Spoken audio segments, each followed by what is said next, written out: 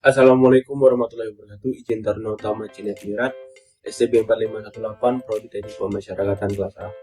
Di sini saya akan menyampaikan tentang pengaruh dukungan sosial terhadap kepatuhan narapidana dalam mencegah gangguan keamanan dan ketertiban di Lapas Narkotika kelas 2 Jakarta. Latar belakang, lapas berfungsi sebagai rehabilitasi bagi narapidana, namun sering juga memperburuk kondisi psikologis narapidana. Tekanan psikologis berdampak pada depresi, stres, pelarian, hingga bunuh diri. Dukungan sosial memberikan faktor yang sangat proaktif untuk mengurangi tekanan psikologis dan meningkatkan kepatuhan narapidana. Jika dukungan sosial diberikan dengan baik, mereka dapat mengikuti pembinaan dengan baik sehingga dapat mempengaruhi perilaku negatif, lalu keamanan dan ketertiban dapat terjaga. Rumusan masalah. Apakah terdapat pengaruh dukungan sosial terhadap kepatuhan narapidana dalam mencegah gangguan kamtip di Lapas Narkotika kelas 2 Jakarta? Tujuannya untuk mengetahui pengaruh dukungan sosial terhadap kepatuhan narapidana dalam mencegah gangguan kamtip di Lapas kelas 2 Jakarta. Manfaat penelitian secara praktis untuk meningkatkan efektivitas dukungan sosial dan menjaga keamanan dan ketertiban. Secara teoritis, penelitian ini diharapkan dapat berkontribusi pada pengembangan keilmuan. Hipotesis A0. Tidak terdapat pengaruh sosial terhadap kepatuhan narapidana dalam mencegah gangguan keamanan dan ketertiban di Lapas Narkotika kelas 2 Jakarta. AA.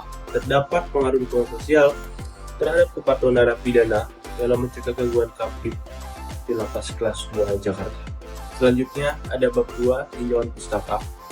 Pertama dari literatur review. 1. Pengaruh dukungan sosial keluarga terhadap psikologis warga binaan pemasyarakatan. Penelitian ini bertujuan untuk mengetahui pengaruh dukungan sosial keluarga terhadap perilaku warga binaan pemasyarakatan. Hasil penelitian ini menunjukkan bahwa dukungan sosial keluarga berpengaruh terhadap perilaku warga binaan.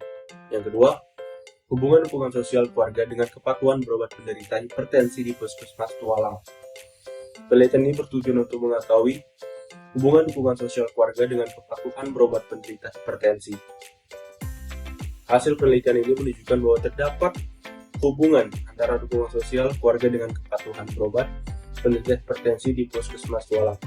Artinya semakin tinggi dukungan yang diberikan keluarga, maka semakin tinggi pula kepatuhan berobat penderita hipertensi. Tinjauan teori yang pertama, ada dukungan sosial. Dukungan sosial adalah mengacu pada memberikan kenyamanan pada orang lain, merawatnya atau benar-benar berfokus pada mereka, atau menghargai mereka. Aspek-aspeknya, dukungan emosi, instrumental, informasi, dan persahabatan. Selanjutnya ada kepatuhan. Kepatuhan merupakan tingkat ketaatan atau kesetiaan individu untuk mengikuti aturan, arahan, atau tujuan. Aspek-aspeknya ada faktor predisposisi, faktor pendukung, dan faktor pendorong. Definisi operasional. 1. Dukungan sosial. Bantuan atau dorongan yang diberikan oleh individu. Kepatuhan merupakan perilaku individu atau kelompok yang menunjukkan ketaatan. Lapas merupakan tempat melakukan pembinaan, pengawasan, dan membentuk kembali perilaku narapidana tahanan. Keamanan dan ketertiban menunjukkan situasi bebas dari gangguan fisik maupun psikologis yang dapat mengancam keselamatan. Metode penelitian. Metode penelitian yang diambil yaitu kuantitatif yang menitikberatkan pada analisis data numerik yang diolah secara statistik untuk menguji hipotesis atau hubungan antar variabel yang telah dirumuskan sebelumnya. Desain penelitian menggunakan causal design yang menghubungkan sebab akibat antara variabel X dan Y. Variabel X, dukungan sosial, variabel Y, kepatuhan. Sumber data primer yang menggunakan kuesioner, data sekunder peraturan perundang-undangan seperti buku, artikel, jurnal, ataupun peraturan yang lainnya. Populasi, keseluruhan narapidana dengan vonis seumur hidup di Lapas Narkotika kelas 2 Jakarta sebanyak 193 narapidana.